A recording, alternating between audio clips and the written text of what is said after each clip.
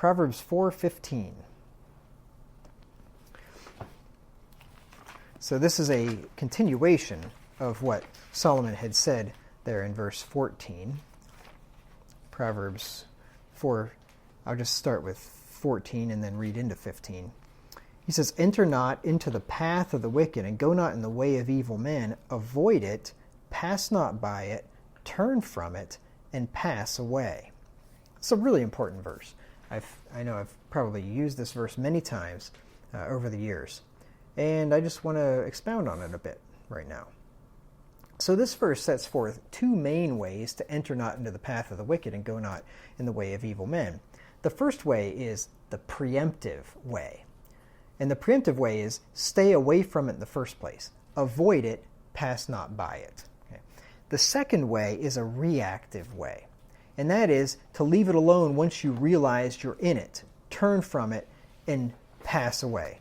So stay away from it entirely, and then if you do happen to get in it, leave it. I said leave it alone before. I meant leave it. Leave it and get out of there.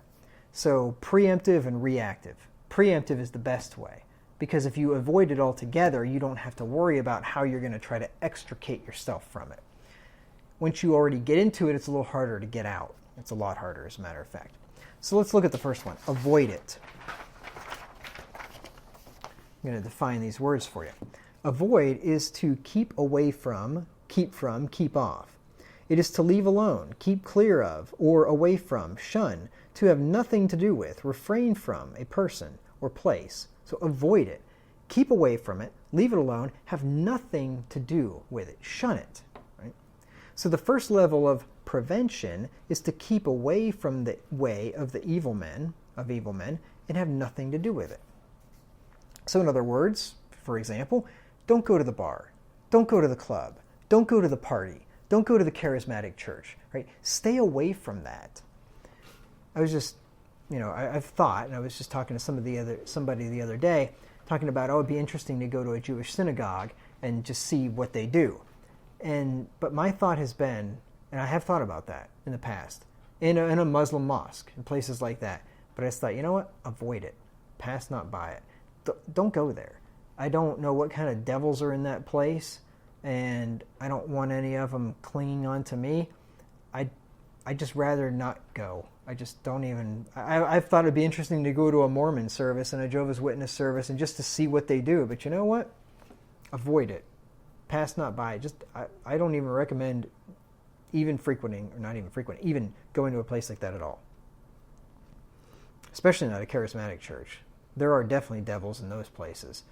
I knew a guy one time, he and his wife went to some charismatic revival or meeting or something, and he said from that day forward that woman changed, and she ended up leaving him, and with 4 kids and going off, and I don't know if she married some other guy, I can't remember, but anyway, she left him when they had 4 kids. And he said that she was different after she went to that charismatic thing.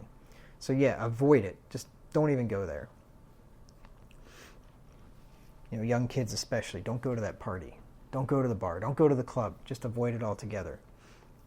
Say no to any invitation you get to any of those places. Because a good man eschews evil. Job was a good man. Job had some issues that the Lord dealt with him on. But by and large, Job was a good man. And one of the things that was said of Job is that he eschewed evil. Job 1 and verse 1. It says, "There was a man in the land of Uz whose name was Job, and that man was perfect and upright and one that feared God and eschewed evil." To eschew means to avoid, shun, to avoid, keep clear of, escape a danger or inconvenience, to fight shy of, avoid a place, to stand aloof from a person, to abstain carefully from, avoid, shun, an action, a course of conduct, an indulgence, an article of food or drink, etc. So when you eschew evil, you abstain from it. You carefully stay away from it. You totally avoid it. This is what Job did. Job wasn't one that liked to walk right up on the edge, because there are some Christians that love to walk right on the edge, as close as they can possibly get. If some Christians out there, if the pastor says, don't have more than 2 beers, they're going to go right up to that edge. Or maybe the pastor wouldn't even say specifically, but if the pastor says, I personally only have 1, They figure, I can have 2, I can have 3, whatever. They like to go right up to the edge, right? Not a good idea. Just stay back from that edge. I've got a quote here for you in a little bit about that. Because you know what happens when you walk right up to the edge, take a peek? You know how many people have died at the Grand Canyon? A lot. There's people die. I didn't realize this until I was there, but there are people that die there every year. They get too close to the edge, and they fall off. That's why you don't want to get right up close to that edge. Spiritually speaking, avoid it, pass not by it. To pass is to go on, move onward, proceed, to make one's way. To pass by, and I had to go the whole way down to definition number 61 in the Oxford English Dictionary, but I found this phrase, pass by, and this is exactly what Solomon says, pass not by it. To pass by means to go or proceed past, to move on without stopping, to flow past, to go past a thing or person without stopping and without taking notice, to fail to notice, to overlook, to omit, to take no notice of, dismiss from consideration, disregard, ignore. So you think like, oh, it's okay to pass by, because when you pass by, right, you just move on, you don't stop, you just move on by, you just overlook it, you just don't really pay attention, oh, I can just walk right by there, I'm just not even going to look, right? You think, oh, passing by is fine. You know what Solomon says? Pass not by it.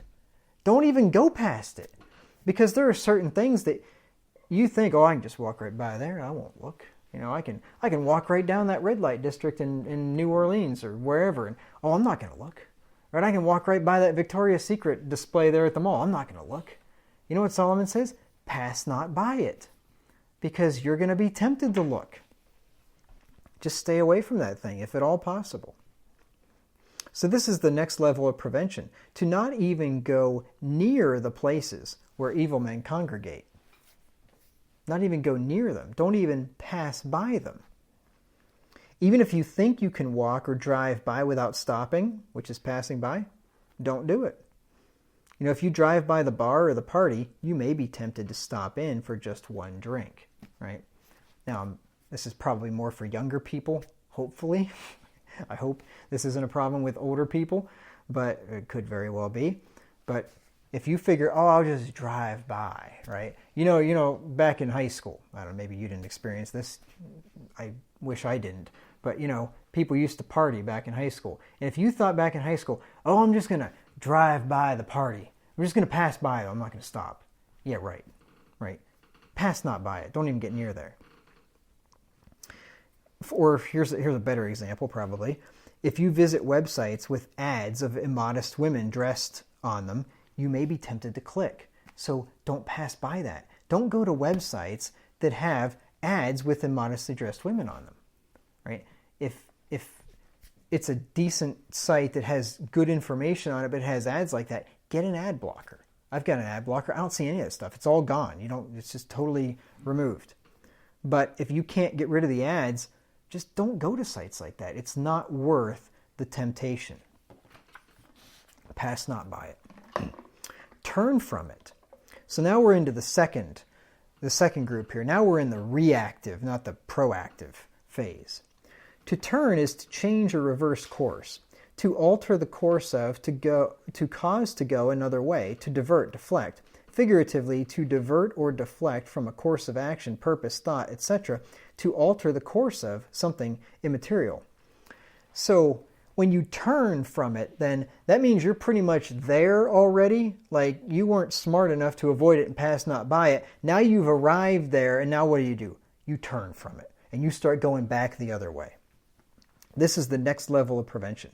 You turn around and head in a different direction if you find yourself in or near the way of evil men. So if you were dumb enough to think, oh, I'm just going to drive by that party, I'm not going to stop though. Well, whenever you get up to that party, now you turn around and you go the other way. You go back.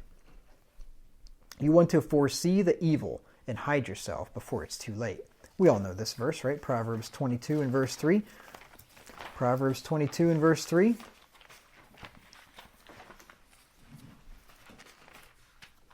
says, a prudent man foreseeth the evil and hideth himself, but the simple pass on and are punished.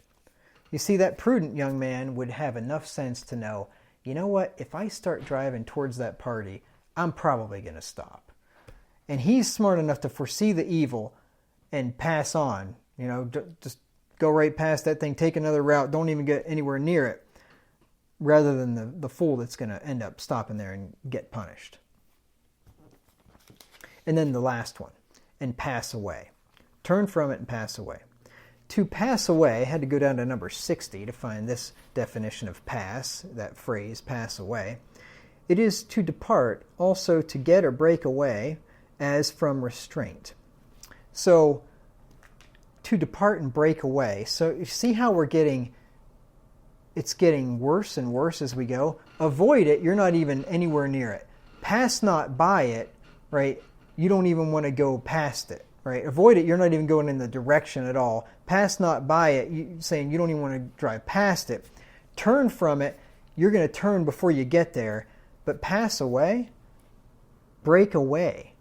To get or break away. Like you're already there, and now it's really time to hightail it out of there. You've got to get away now. This is the final level of prevention. Depart and break away from the way of evil men if you have failed to avoid it and turn from it. By this time, it's almost too late to get away. Because once you're there, once you've stopped at that party and you've taken that first drink, it's just about over at that point. And especially if you knew you shouldn't have been there in the first place, it's over. You better pass away now, or you're going to pass away in a figurative sense whenever you get busted. This is why it's critical to avoid the path of the wicked before ever getting near it.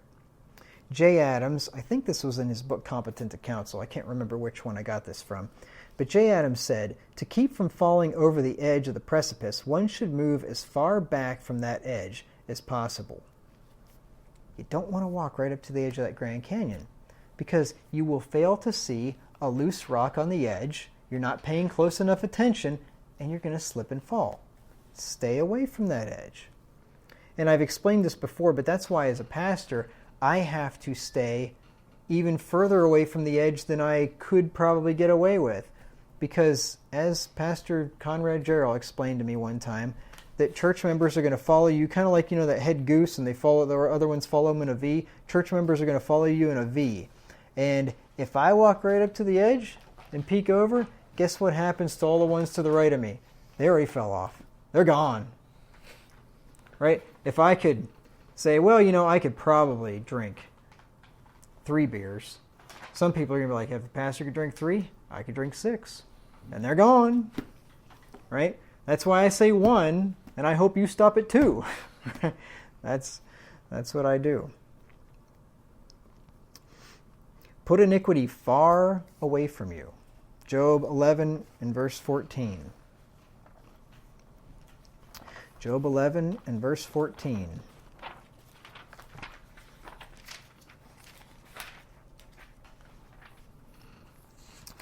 He says, if iniquity be in thine hand, put it far away, and let not wickedness dwell in thy tabernacles. So you don't keep it just out of reach, right? That shouldn't be our attitude of sin. Well, as long as it's more than an arm's length away, I can't get it. Well, if it's just an arm's length away, you could probably take a step and get it if you really wanted to. But if you put it far away, it's not even in your tabernacles, it's nowhere near your house, then it's going to be much less likely that you end up falling into sin, because you've removed that far enough away that it's not easy to get to. And then we're told, and this will be the closing verse for tonight, in 1 Thessalonians 5 and verse 22, that we should abstain from all appearance of evil. 1 Thessalonians 5 and verse 22. He says, abstain from all appearance of evil. So, not only do we want to abstain from evil itself, but from the appearance of evil. So, if 2 people are dating, right, and you want to go on a trip together, get 2 hotel rooms. You abstain from appearance of evil. Now, maybe you're good Christian people, and you could get 1 hotel room with 2 beds, and you're not doing anything that's actually sinful at all, but there's an appearance of evil. Get 2. Pastor Buffy says get 3. You might want to get one in between you even. Abstain from the appearance of evil. I've had people that wanted to talk about getting baptized and joining the church, but were living in the same house with a woman that this person was dating, but allegedly he was living on one floor and she was living on the other. Now, whether that was true or not, I don't know. But even if it is true, that's not happening. Not in this church. You're not living in the same house with a woman you're not married to. If you're dating, obviously, or even if you're not dating. If you're an adult and you're living with somebody you're not related to that's of the opposite sex, not a good idea. Not going to happen. Abstain from all appearance of evil. So there we have it. Avoid it. Don't get anywhere near it. Pass not by it. Don't even think you can walk past it without looking. Turn from it. If you get there where you've already disregarded the first 2 and you're almost there, you turn around, and then if you end up there, you break away from it. You pass away. And that's how we will steer clear of sin.